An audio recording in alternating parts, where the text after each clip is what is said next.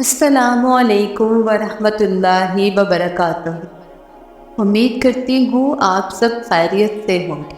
اتنی کمزور میں آج ہوں، اس سے کہیں زیادہ کمزور میں آج سے کچھ سال پہلے تھی۔ تب سب کچھ بے معنی سا لگتا تھا۔ تب میں اکثر اللہ سے سوال کیا کرتی تھی کہ یا اللہ، میں ہی کیوں؟ جب میں خود کو غصے اور تکلیف کی کیفیت میں اور زیادہ اذیت دیا کرتی تھی، مگر پھر جیسے جیسے وقت گزرتا گیا مجھے ہر چیز کی سمجھ آنے لگی۔ اب میں سوال نہیں کرتی، اب میں جانتی ہوں کہ جو ہوتا ہے اس میں اللہ کی رضا ہوتی ہے، اور زندگی تب بہت آسان ہو جاتی ہے جب ہم ان لوگوں کے پیچھے بھاگنا چھوڑ دیتے ہیں جو ہمیں ہمیشہ کمزور محسوس کرواتے ہیں، جو ہماری روح تک پہنچنے کی کوشش ہی نہیں کرتے۔ جب ہم دوسروں سے محبت کی بھیک مانگنا چھوڑ دیتے ہیں، پھر ساری مصلحتیں سمجھ آ جاتی ہیں، پھر اللہ سے محبت ہونے لگتی ہے۔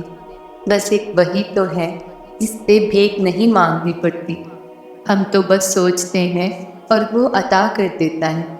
یاد رکھو، محبت بہت فراغ دل ہوتی ہے، اور محبت کرنے والوں سے نہ محبت مانگنی پڑتی ہے اور نہ ہی عزت۔ اس شخص کے پیچھے کبھی مت بھاگو جو تم سے دوری اختیار کرتا ہے، جو تمہاری محبت کی قدر نہیں کرتا، جو تمہارے آنسوؤں کی لاج نہیں رکھتا، جو تمہاری خاموشی نہیں سن سکتا، جس سے تمہاری مسکراہٹ چھین لی ہو۔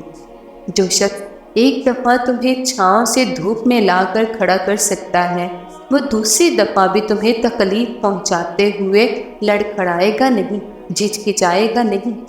تبھی اللہ نے اسے تم سے دور کر دیا ہے، کیونکہ وہ تمہیں اتنی تکلیف میں نہیں دیکھ سکتا۔ اسے تو تمہاری مسکراہٹ اتنی پسند ہے کہ اس نے تمہارا مسکرانا سنت قرار دے دی۔ اس کو تو تمہاری آنکھوں سے نکلنے والا ایک آنسو بھی گوارا نہیں۔ تم ایک دفعہ اس پر یقین کر کے دیکھو، تم ایک دفعہ اس کا انتخاب تو دیکھ لو۔ وہ کتنی محبت سے تمہاری جانب دیکھتا ہے، اس کی وہ محبت بھری نظر محسوس تو کرو۔ دل نہیں لرزتا اس کی موجودگی محسوس کر کے؟ اس کے فیصلوں کا سکون محسوس کرو تو سکے۔ اور کیوں رک گئی ہو؟ کیوں ایک ہی ادھورے قصے پر یہ سوچ لیا ہے کہ زندگی ختم ہو گئی ہے؟ کیوں خود کو اتنی بے چینی میں ڈال رکھا ہے؟ حقیقت اور وسوسوں میں بہت فرق ہوتا ہے۔ تمہارے وسوسے جن چیزوں سے تمہیں خوف زدہ کرتے ہیں، تمہارے رب کے پاس ان سب وسوسوں کا حل موجود ہے۔ اگر تمہاری مشکلات بڑھ گئی ہیں تو یہ کیوں بھول بیٹھی ہو کہ تمہارے رب کی پہنچ اس سے کئی آگے ہے؟ تمہارے رب کی رحمت ان خدشات سے بہت افضل ہے، تو پھر کیوں ہاتھ پہ ہاتھ دھرے بیٹھی ہو؟ زندگی اسی کا تو نام ہے نا، گرنا اور پھر گر کر سنبھلنا۔ ابھی تو ان گنت دفعہ تم نے گرنا ہے اور پھر سنبھلنا ہے اور پھر اٹھ کھڑے ہونا ہے۔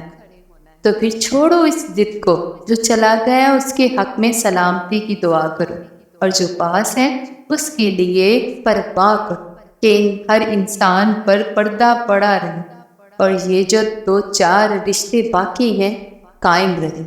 آمین۔